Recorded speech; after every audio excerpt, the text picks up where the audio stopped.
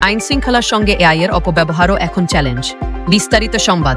আগামী জাতীয় সংসদ নির্বাচন সুষ্ঠু হওয়ার ক্ষেত্রে সামাজিক যোগাযোগ মাধ্যম এবং কৃত্রিম বুদ্ধিমত্তার এআই অপব্যবহারকে মূল চ্যালেঞ্জ মনে করছে নির্বাচন কমিশন।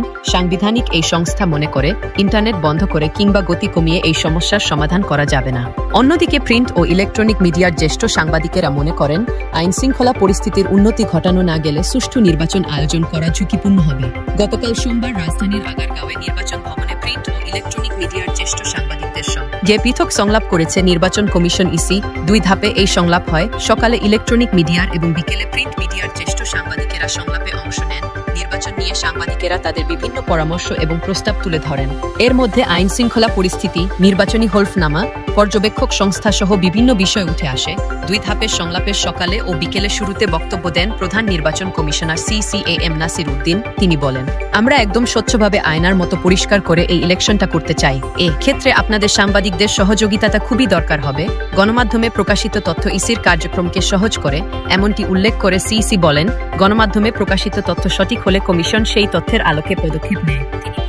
নির্বাচন ভালো না হওয়া ছাড়া সামনে আর কোনো বিকল্প নেই। দেশ ও জাতির জন্য সুষ্ঠু নির্বাচন অত্যন্ত গুরুত্বপূর্ণ। নির্বাচন কমিশনের একার পক্ষে সবকিছু সামাল দেওয়া সম্ভব হবে না। সবাই মিলে নির্বাচনটা করতে হবে। ইসির সঙ্গে বিকেলের সংলাপে যুগান্তর সম্পাদক আব্দুল হাই শিকদার বলেন, দেশে বর্তমানে আইন শৃঙ্খলা পরিস্থিতি নাজুক। এমন অবস্থায় সুষ্ঠু নির্বাচন ঝুঁকিপূর্ণ কাজ। বিদ্যমান পুলিশ প্রশাসন দিয়ে কিভাবে নির্বাচন হবে তা নিয়ে সংশয় প্রকাশ করেন তিনি। দেশের বর্তমান আইন শৃঙ্খলা পরিস্থিতিতে একই দিনে সারা দেশে নির্বাচন পরিচালনা করা নিয়ে সংশয় প্রকাশ করেন ফিনান্সিয়াল এক্সপ্রেস সম্পাদক শামসুল হক জাহিদ। তিনি একাধিক দিনে নির্বাচন পরিচালনা করার পরামর্শ দেন। একাধিক দিনে সংসদ নির্বাচন করার পরামর্শ দেন দৈনিক সংগ্রাম সম্পাদক আয়ম মীর শাহিদুল আহসানও।